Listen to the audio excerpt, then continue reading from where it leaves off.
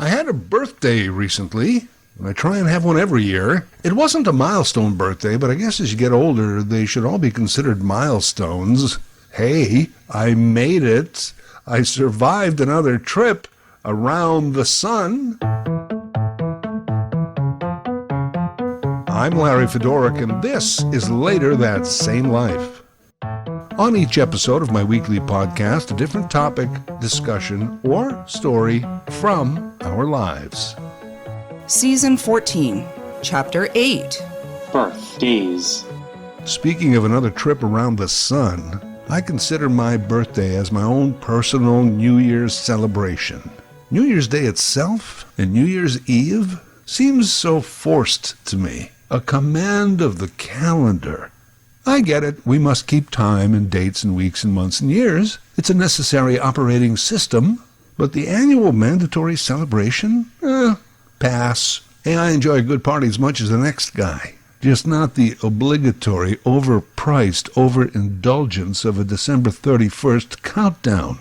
Midnight seems so anticlimactic. And later that same day, you start a brand new year feeling hungover and shitty. Nope, birthdays are where it's at, man. It's a much better time to remember, reflect, and welcome in your own personal New Year. Well, it's not all your own. Have you ever wondered how many other people in the world have the same birthday as you? Good question. If only there was some sort of search service available that could give us access to almost all of the world's information. Oh, wait, here's one. Okay, Geo-Ogle. How many people might have the same birthday as me? Well, calendrically speaking... Wait, what? Calendrically? Oh, from calendric, meaning of the calendar. Never heard it used as a verb before. Calendrically. Can't wait to bring out that word soon in a conversation. I feel that when I do, I will immediately be asked to leave. Till then, calendrically speaking, there are 365.25 days every year. There are approximately 8.08 billion people on the Earth. Divide population by the number of days per year. Theoretically, that is the number of people who would also be celebrating a birthday on your special day. The total? 22,143,800. That's how many people share your birthday. Oh, wait, 22,143,804. No, wait again, 808. Oh, 812. Well, the birth rates on planet Earth say that 4 babies are born every second of every day. And before you panic about being overrun, the UN points out that our birth rate has actually been in decline ever since the boomer times. And though we add about 1 billion people every dozen years or so, it is expected that the world population will peak at about 10.4 billion by the year 2100. After that, the birth rate and death rate will be about the same, meaning, barring any unforeseen circumstances, that we'll stay level at about 10.4 billion for many, many years. And meanwhile, as you listen to that little bit of an explanation, 120 more babies have been born. So, at least theoretically, the number of people on Earth who would share your birthday is 22,143,000 and growing rapidly. But what are the odds that you actually know someone or bump into someone with your birthday? The odds are 0.0027%. That's why when you do meet someone who also has your birthday, it's always a bit of a surprise. Hey, that's my birthday too. Oh man, what a coincidence. Right now I know 3 people who share my birthday. And by know, I mean I actually know them. If we bumped into each other on the street, we'd remember each other's names, stop and talk, and promise to get together soon for coffee. The most recent person that I met who also had my birthday, I did the whole, oh cool, what a coincidence, what are the odds speech, told me about something called the birthday paradox. Ever heard of this? The birthday paradox. This is cool. Remember that mathematical logic says odds are 0.0027% that you'll actually know someone with the same birthday. It's low because of, distribution of population around the planet, the number of people you'll actually meet in a lifetime, and so on and so forth. Don't quote me on this, but I think the odds are even less that you'll win the lottery, but more that you'll get hit by lightning. To these odds, we introduce the birthday paradox. It goes like this.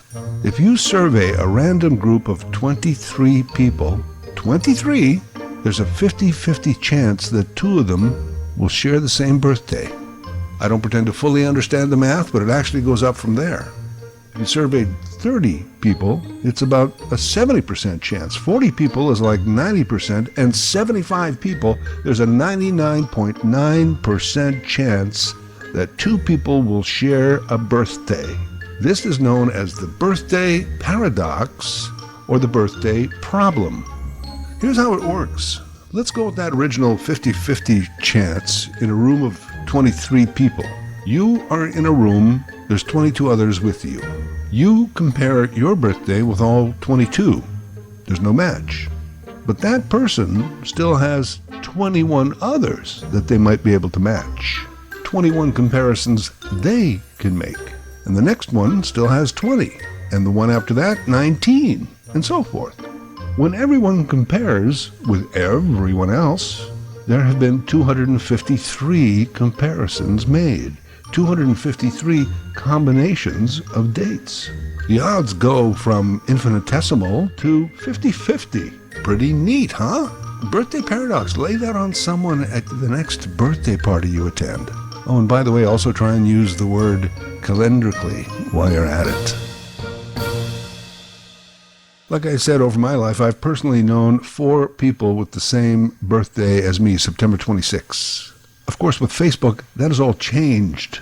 I click on the birthdays every day, and there's always lots of people having a birthday on the same date. We know that now, but it was different. I remember not that long ago, people didn't have the same mindset about birthdays, or even know about the paradox. We ran a contest on our station called The Birthday Game.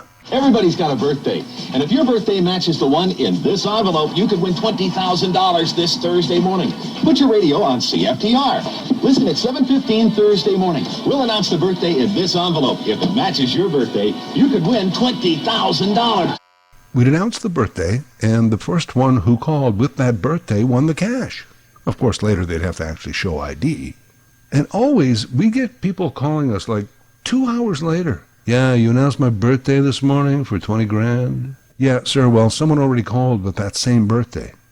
What? Someone else? How is that possible? People always thought the odds of winning the birthday game were 1 in 365, when really it was 1 in 365 times the number of people who had a birthday that day. Of course, divided by who could dial in the fastest. I mentioned Facebook and social media in general.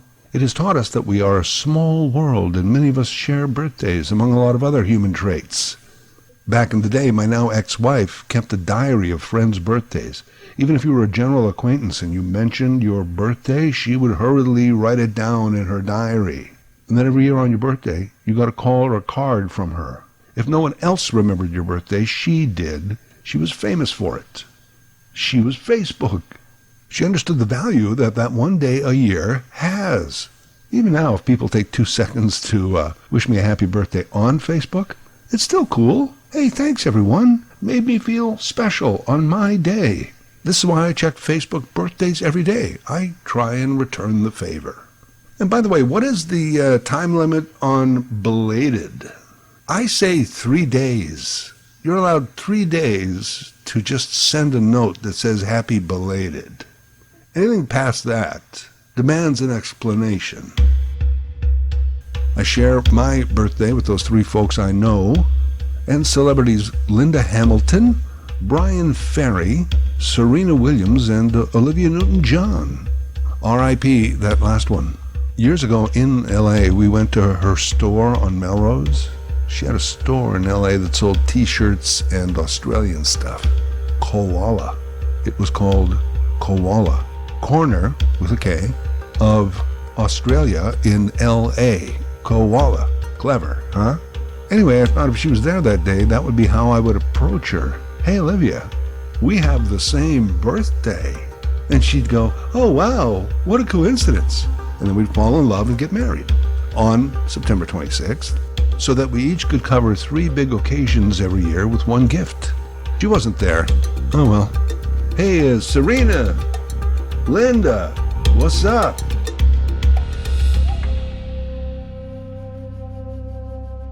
As early as you complete year 1, people start churning out the birthday hype for you. Right from the beginning. Your birthday is a big deal. You know your birthday. Your birthday's coming up. Ooh, what are you wishing for? You know when you were born.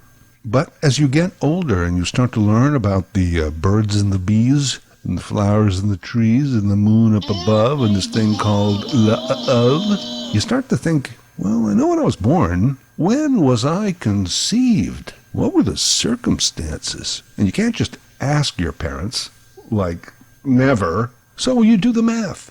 I'm happy to say that being born September 26th, I was likely the result of some Christmas good tidings. Hey, honey, I got you a little something for Christmas, but I'm keeping it in my pants until later. Well, that's just a disgusting way to be talking about your parents. But they did it. Could have happened that way. A little Christmas merriment, a little turkey, a little stuffing, a couple of shots of nog. Next thing you know, it's joy to the world. On the other hand, my brother was born in March. So calendarically, flip back the pages, a little romance on a hot summer night. That's also good. Kids that are born October, November, December, well, you'd have to go back to a frosty winter's eve. 2 people under one blanket trying to stay warm. My grandparents on one side had 8 kids, on the other, 10. I still can't, picture it. It's your grandparents. I've always thought that I bet September is the most popular birth month because there's a lot of cheers and goodwill and holidays in December through many of the faiths. Turns out I was wrong. I looked at birth rates in Canada for 2023 and also some UN data. Each month is about the same amount of babies being born. Varies by only a couple of thousand here and there. It's pretty consistent. I guess people don't need Christmas or Hanukkah or Kwanzaa or cold or hot or anything as an excuse to hook up. I can see that. As a kid, I always appreciated having a September birthday, i.e. a birthday during the school year, because there was always kids around to invite to a birthday party.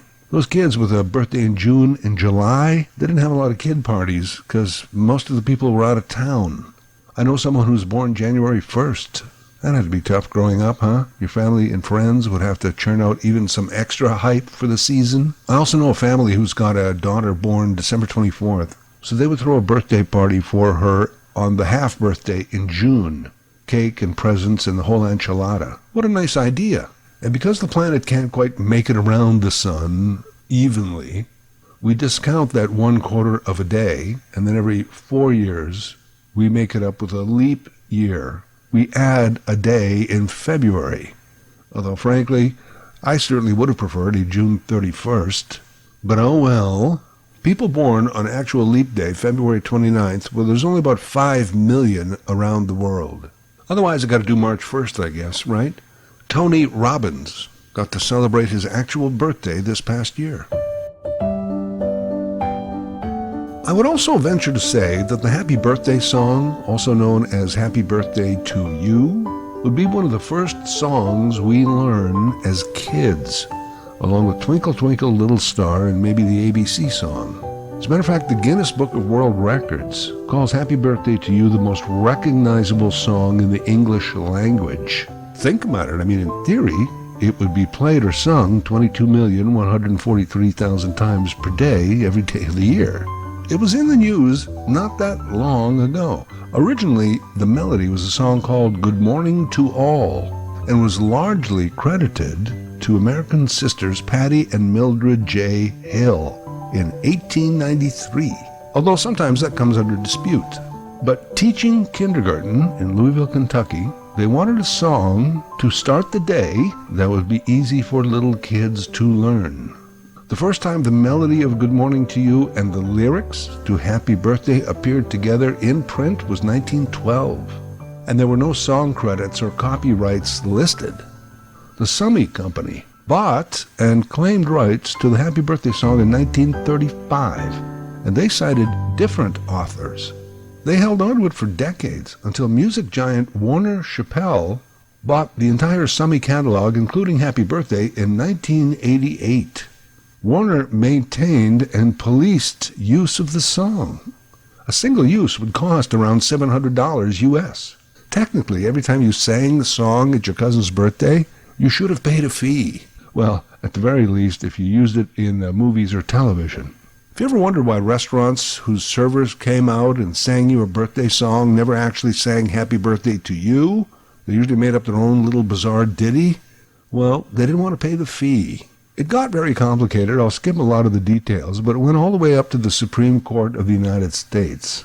Oh yeah. But to sum up, Warner got sued for false copyright claims. Then copyright acts in the US and EU began to change. And it wasn't until 2017 the US federal judge, with similar rulings already happening in Europe, declared that Happy Birthday to You was in the public domain, which means its usage is free.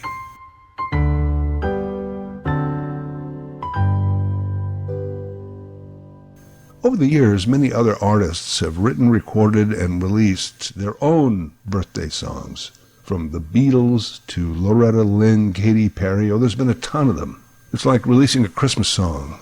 You hope that yours will be the one that catches on, and then you can collect royalties every year ad infinitum. Mariah Carey has cleared like $100 million from All I Want for Christmas Is You alone. There's been a few other Christmas pop hits that seem to do well every year. But birthday songs? Well, almost 140 years later, nothing beats Happy Birthday to You on your special day. That special day that you share with approximately 22,143,000 people and counting. One of the dumbest birthday ideas I've ever heard is the champagne birthday. So-called if you turn the age that is the same number as your birth date, turning 26 on the 26th of the month. This number match apparently calls for champagne, as if none of your other birthdays would. First of all, you really shouldn't be drinking champagne until you are at least 19. 31 is the maximum number of days in a month, so really only 13 days of opportunity for a champagne birthday. It's so dumb, I don't know who even thought of this idea, but I'll bet you it was a company who makes sparkling wine.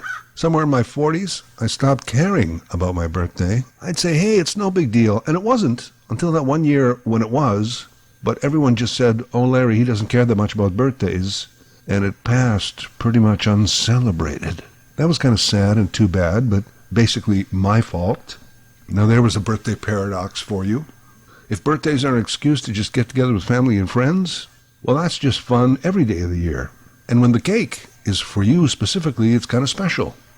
There was this post on social media that made me laugh. It said, turns out you can just walk into a bakery any day of the year and buy yourself a birthday cake and eat it. They don't check. Imagine if they did. What also changed as the world got busier is the actual birth date as far as celebration goes. It has become more flexible, right?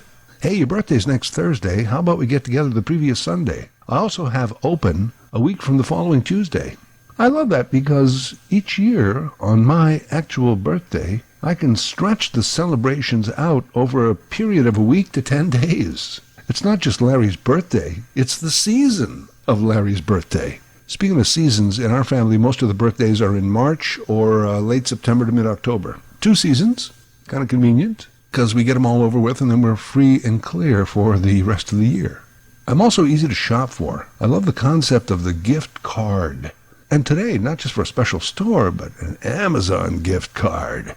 Free shopping, the greatest gift. Of all these made-up dates throughout the year where we're supposed to honor this saint, that prophet, this queen, that president, that activist, this cause, well, it all seems too cult-like a mass hypnotism. However, the birthday, that's about you. You really only have the one birthday. The others are the annual anniversary celebrating the day you entered the world. People also tend to honor the annual anniversary of the day you died. The year you were born and the day you died. In between, apparently some stuff happened.